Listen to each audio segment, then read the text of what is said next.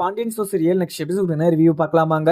இங்க பாண்டியனுமே கோமதி கிட்ட பேசாம கடைக்குமே கிளம்பிடுறாரு. இங்க பாண்டியன் பேசல அப்படின்றதுனால கோமதியுமே வருத்தமாவும் இவரை எப்படி சமாதானப்படுத்துறது அப்படின்ற மாதிரியுமே உக்காந்துக்கிட்டு இருக்காங்க. அந்த சமயத்துல அங்க மீனாவுமே வராங்க. மீனா வந்து அத்தை இன்னத்த அந்த விஷயத்த நினைச்சு இன்னும் வருத்தப்பட்டு தான் இருக்கீங்களா? மாமா கூடிய சீக்கிரம் சரியாயிடுவாரு, நீங்க எதுக்குமே கவலைப்படாதீங்க அப்படின்னு சொல்லிட்டு அங்க மீனாவுமே கோமதிக்கு ஆறுதல் சொல்ல உடனே கோமதியுமே அது இல்லை மீனா, அவரு என்கிட்ட பேசாம இருக்கிறத பார்த்தா என்னால் இது நிம்மதியாக இருக்க முடியல, என்னால் சந்தோஷமா இருக்க முடியல.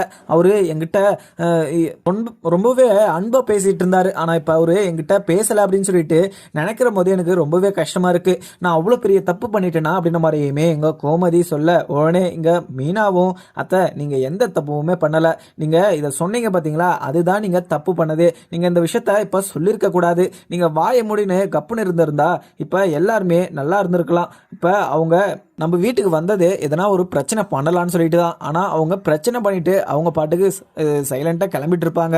ஆனால் நீங்கள் வாயை தந்ததுனால தான் உங்ககிட்ட பேசாமல் இருக்காங்க மாமாவும். அவங்களுமே கூடிய சீக்கிரம் சரியாயிட்டு உங்ககிட்ட பேசுவாங்க பாருங்க. நீங்கள் அவங்களுக்கு எதனா ஒன்று பண்ணுங்க, அப்போதான் உங்களுக்கு மனசு மாதிரி உங்ககிட்ட பேச வருவாங்க அப்படின்ற மாதிரியுமே எங்கள் மீனா வந்து ஏதோ ஒரு ஐடியாவுமே எடுத்து கொடுக்க உடனே எங்கள் கோமதியும் மீனா நான் எதனா முயற்சி பண்ணால் அவர் என்கிட்ட பேசுறதுக்கு வாய்ப்பு இருக்கா அப்படின்ற மாதிரியுமே எங்கள் கோமதியும் ரொம்பவே ஆர்வலாகவும் கேட்கவும் உடனே மீனாவும் ஆமாத்த நீங்கள் அவருக்கு பிடிச்சது எதனா ஒன்று பண்ணுங்க, அப்படி இல்லையா நீங்கள் அவருக்கு பிடிச்ச கவிதையை எழுதி கொடுங்க, அதை படிச்சுட்டு உங்ககிட்ட வந்து பேசுவாரத்த, இது கண்டிப்பாக நடக்கும், நீங்கள் இதை வேணால் ட்ரை பண்ணி பாருங்க அப்படின்னு சொல்லிட்டு அவங்க மீனாவுமே கோமதி கிட்ட சொல்லிட்டு சரிங்கத்த எனக்கு ரொம்ப ஆஃபீஸுக்கு டைம் ஆயிடுச்சு நான் கிளம்புறத்த அப்படின்ற மாதிரியுமே கிளம்புறாங்க. உடனே மீனா சாப்பிட்டு போ மீனா அப்படின்ற மாதிரியுமே சொல்கிறாங்க. இல்லத்த நான் போயிட்டு வரேன் அப்படின்ற மாதிரியுமே அங்கே மீனாவுமே கிளம்பிடுறாங்க.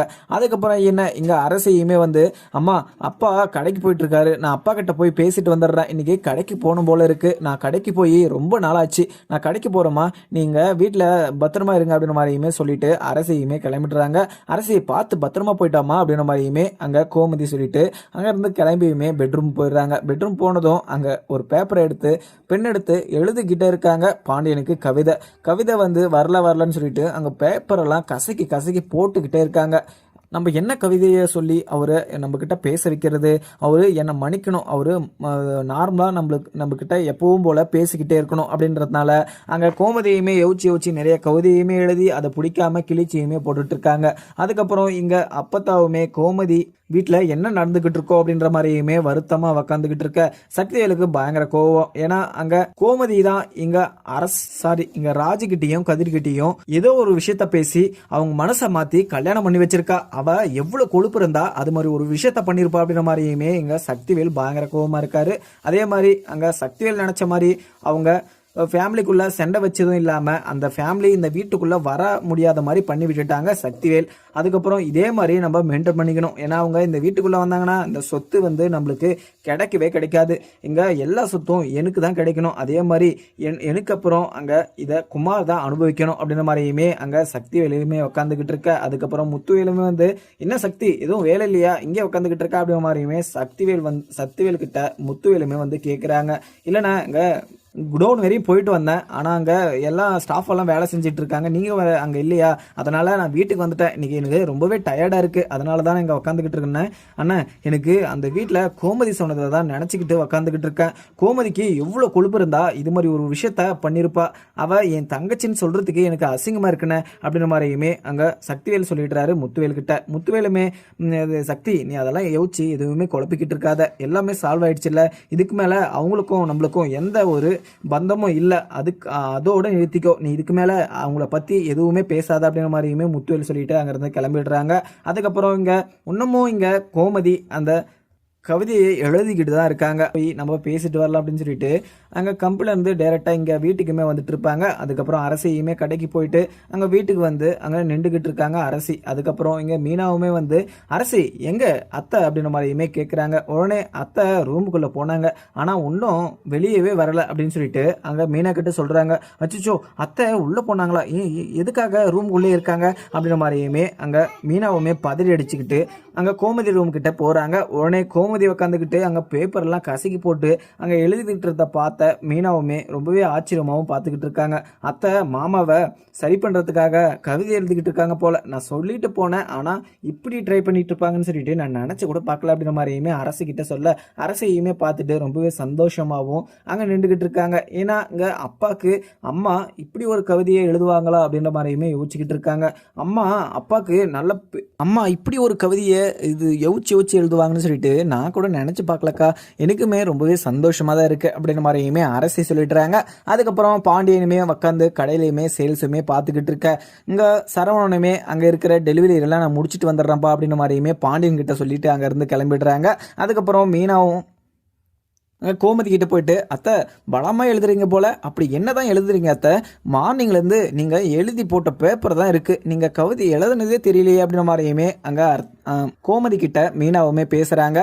அதுக்கப்புறம் இதை கேட்ட கோமதியும், மீனா எனக்கு என்ன எழுதுறதுன்னு சொல்லிட்டு எனக்கு கொஞ்சம் கூட புரியல, அவருக்கு என்ன எழுதி கொடுத்தா மனசு மாதிரி என் கூட பேசுவார் அப்படின்னு சொல்லிட்டு அங்கே கோமதிக்கு ரொம்பவே குழப்பமாகவும் இருக்குது அப்படின்ற மாதிரியுமே அங்கே மீனா கிட்ட சொல்ல, உடனே மீனாவும், அத்தை எதுக்குமே கவலைப்படாதீங்க, நீங்கள் நல்லா யோசிச்சு பாருங்கள், உங்களுக்கு வரும், அவருக்கு பிடிச்ச ஒரு கவிதையை நீங்கள் எழுதி கொடுத்தீங்கன்னா அவர் கண்டிப்பாக உங்ககிட்ட பேசுவார் அத்தை, நீங்கள் டக்குன்னு எழுதுங்க அத்தை, கடையில் தான் இருப்பார், நம்ம கடையில் போயிட்டு நம்ம கொடுத்துட்டு வந்துடலாம் அப்படின்ற மாதிரியுமே மீனாவும் சொல்லிடுறாங்க. அதுக்கப்புறம் அங்கே கோமதியுமே அந்த லெட்டருமே எழுதிட்டு அதுக்கப்புறம் அந்த லெட்டரை எடுத்துக்கிட்டு கடைக்குமே போகிறாங்க. மீனாவுமே அங்கே கடைக்கு கொஞ்சம் தூரமே இறங்கிக்கிறாங்க. அதுக்கப்புறம் கோமதியுமே கடைக்கு போட்டு, எங்க இந்த லெட்டரை படிங்க, அதுக்கப்புறம் தான் என்னோட கஷ்டம் நான் எதுக்காக அது மாதிரி பண்ணணும்னு சொல்லிட்டு உங்களுக்கு புரியும் அப்படின்ற மாதிரியுமே அந்த லெட்டரையுமே கொடுக்குறாங்க. அதுக்கப்புறம் கஸ்டமரும் அங்கே வராங்க.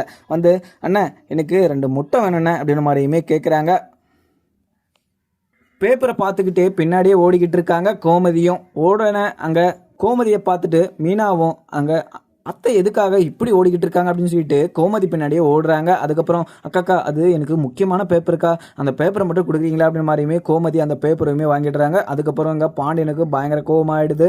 இங்கே கோமதியே என் கூட பேச வேணாம்னு சொல்லிட்டு சொன்னேன், ஆனால் அவள் என் கூட பேசிக்கிட்டே இருக்கா, பண்ண தப்ப நான் எப்போவுமே மறக்க மாட்டேன், அவள் இப்படியே தான் இருக்கணும் கடைசி வரைக்கும், இதுக்கு மேலேயுமே அவளுக்கும் எனக்கும் எந்த தொடர்பும் இருக்கக்கூடாது, நம்ம பேசாமல் அவளுக்கு விவாகரத்து நோட்டீஸ் கொடுத்துட வேண்டியதுதான் அப்படின்ற மாதிரியுமே இங்கே பாண்டியன் யோசிக்கிறாரு. அதுக்கப்புறம் நம்ம இந்த வேலையை நம்ம நாளைக்கே ஸ்டார்ட் பண்ணுறோம், நாளைக்கு கடையை லீவு விட்டால் கூட பரவாயில்ல, நாளைக்கு போயிட்டு இந்த வேலையை ஃபஸ்ட்டு முடிக்கணும், கோமதி தொல்லை எனக்கு தாங்க முடியலை, அவள் தான் நான் பெரிய உலகம், என்கிட்ட அவள் எந்த விஷயமும் மறைக்கல, எல்லாமே உண்மையாக தான் இருக்கா அப்படின்னு சொல்லிட்டு அவள் மேலே நான் ரொம்பவே அளவுக்கு அதிகமாக பாசம் வச்சுட்டு இருந்தேன். ஆனால் அவள் எனக்கு கொஞ்சம் கூட பார்த்தீங்கன்னா பாசமும் இல்லாமல் ஒரு மரியாதையும் இல்லாமல் அவள் இந்த விஷயத்த மறைச்சி வச்சது எனக்கு மிகப்பெரிய அசிங்கமாகவும் இருக்குது அப்படின்ற மாதிரியுமே கோமதியை பற்றியே இங்கே பாண்டியன் வந்து யோசிச்சுக்கிட்டு இருக்க.